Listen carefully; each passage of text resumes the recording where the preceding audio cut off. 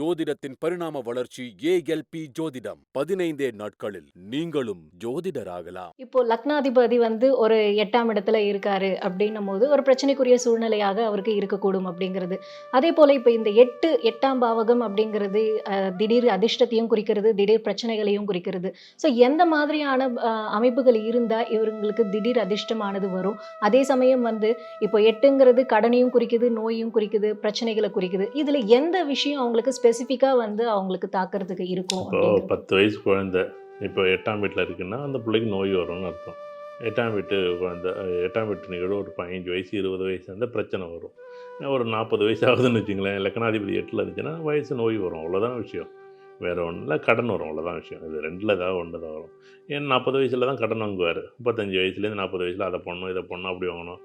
அதே உதாரணமாக ஒரு 35 வயசில் ஒருத்தர் வர்றாரு. மேஷ லக்கணம், செவ்வாய் 8ல இருக்குது. இல்லை மிதுன லக்கணம், புதன் 8ல இருக்குது. புதன் 8ல இருக்குது அப்படின்னா கண்டிப்பாக இவருக்கு வயசு ஏன்னா வயதுக்கு தகுந்த மாதிரி தான் நம்ம பண்ணுவோம். நம்ம 4 வயசு குழந்தைக்கு புதன் 8ல இருக்குது, இந்த குழந்தைக்கு பெரிய கடன் இருக்குது அப்படிலாம் இல்லை.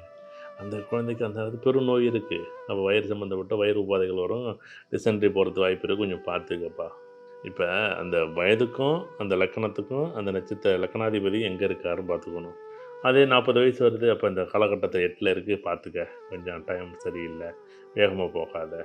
ஒரு 25 வயசு பையன் பைக்கில் வேகமாக போகாத, மெதுவாக போ. அதே ஒரு 40 35 வயசு பையன் பெரிய கடனை வாங்காத, மாட்டிக்காத. அதே 60 வயசு அவருக்கு நோய் வரும். எப்படியும் 60 வயசில் என்ன பண்ணும், நோய் வரும். இப்படி காலத்துக்கு தகுந்த போல் நம்ம வாழ்க்கையை என்ன பண்ணணும், அந்த அந்த லக்கணங்களும் அந்த ஆதிபத்தியங்களையும் நம்ம எடுத்துக்கணுமா இதுதான் முக்கியம். எல்லா ஜோதிடர்களும் முதல்ல இதை தெரிஞ்சுக்கிட்டாலே 30 வயசு 3 வயசில் யாராச்சும் காதலை பற்றி பேசுவாங்களா? 30 வயசில் பேசுவாங்க பாருங்கள். அதுதான் வாழ்க்கை.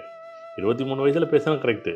இப்போ தேவையில்லாத பிரச்சனை. இப்போ என்னென்னா அதே அதிர்ஷ்டங்கிறது இப்போ உதாரணமாக 8ஆம் வீடு நிகழ்வு இருக்குதுன்னு வச்சுக்கலாம். இப்போ கேட்ட நட்சத்திரம் 8க்கும் 11க்கும் ஆதிபத்தியம் வாங்கினா புதனோட ஆதிபத்தியம். இப்போ உதாரணம் இந்த புதன் 8ல் இருக்குன்னா எதிர்பாராத ஒரு வகையில் ஒரு வாய்ப்பு கொடுத்து குழந்தை பிறந்தோன்னா வீட்டில் ஒரு வளர்ச்சி கொடுத்துச்சு. பிரச்சனை பலமாக பிரச்சனை. ஒரு 3 மாதம் 6 மாதம் பிரச்சனைன்னா தலைக்கு மேலே பிரச்சனை. வீட்டில் பிரச்சனை, உடம்பு சரியில்லை, பணம் செலவானிச்சு, இப்படி செலவும்.